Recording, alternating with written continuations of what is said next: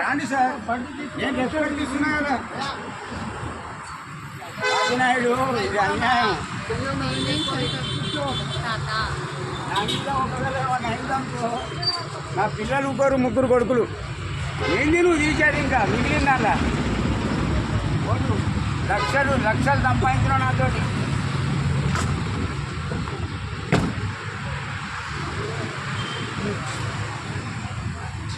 వైజాగ్ సత్య గారు, ఏంటండి ఇష్యూ ఏమైంది? నేను అదే మీకు కాల్ చేస్తున్నాను, రెస్పాండ్ అవ్వలేదు.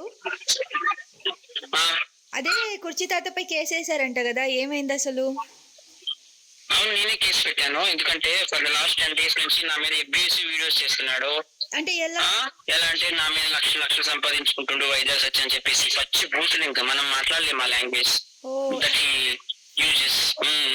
ఎక్కడ కనిపిస్తే చంపేస్తా, నరికిస్తా, థ్రెటనింగ్ ఉంది, అబ్యూసింగ్ ఉంది, అన్ని ఉన్నాయి. నేను కంప్లైంట్ ఇచ్చాను.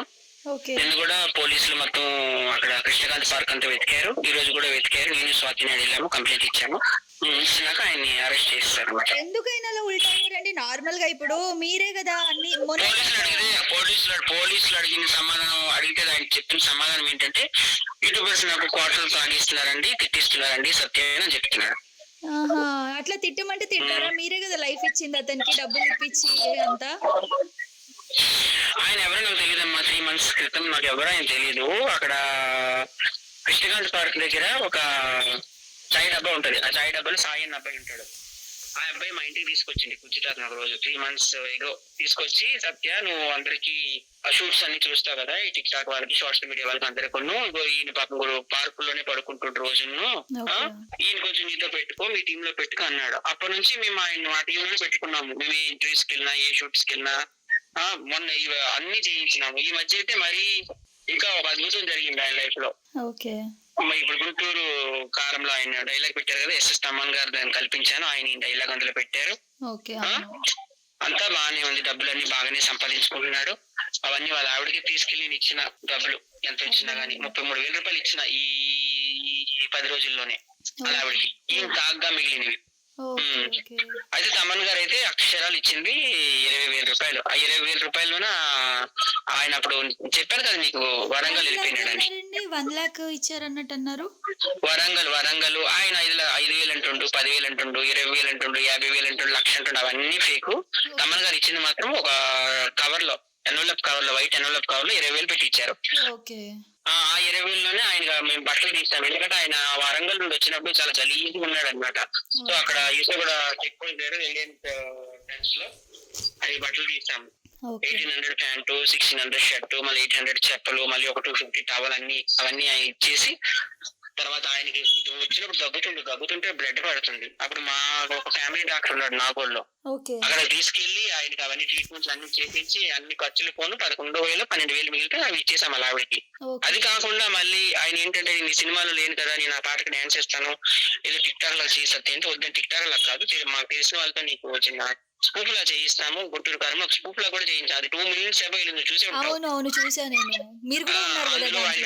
ఆయనకి సూట్ బూట్ వేయించి అక్కడ ల్యాండ్కో హిల్స్ మణికొండలో అవునవును అది చేయించాం. వాళ్ళు 5,000 ఇచ్చారు. 5,000 తీసుకెళ్లి వాళ్ళ వైఫ్ చేతిలో పెట్టిన. అది అయిపోయినాక మేము 63 రెస్టారెంట్ ఉప్పలబాల్ నేను ఒక ప్రమోషన్ కి వెళ్ళాం. అప్పుడు మేము తీసుకెళ్ళాం ఈయన తోడుగా. 4,000 ఇచ్చారు. అవి కూడా తీసుకెళ్ళాలి ఆవిడకి. చిన్న చిన్న ఎంట్రీలు అయినప్పుడు ఎంట్రీలు 500 1,000 ఇస్తారు కదా, అవన్నీ తీసుకెళ్ళి కూడా ఆవిడకి ఇచ్చినాం.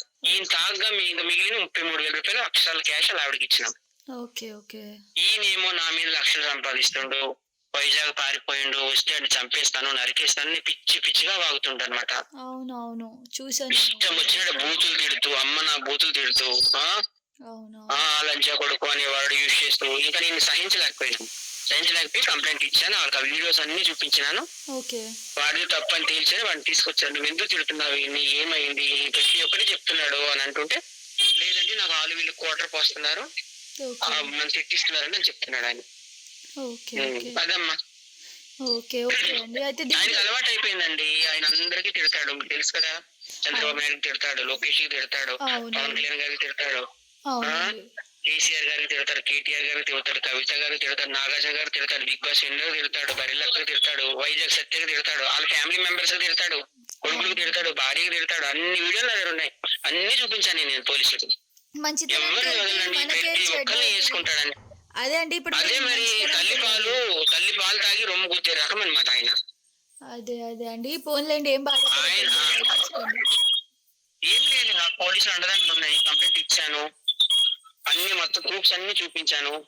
అక్కడికి వెళ్ళి కృష్ణగారి పార్క్ లో దొరికిండు, ఓకే తీసుకెళ్ళి అరెస్ట్ చేసారు. ఓకే సరే అండి దీని మా యూట్యూబర్స్ మా క్వార్టర్ మీకు పంపిస్తా ఆ వీడియో కూడా. పోలీసులు పంపించండి. ఆయన ఏ స్టేట్మెంట్ ఇచ్చాడో ఆ వీడియో మీకు పంపిస్తాను.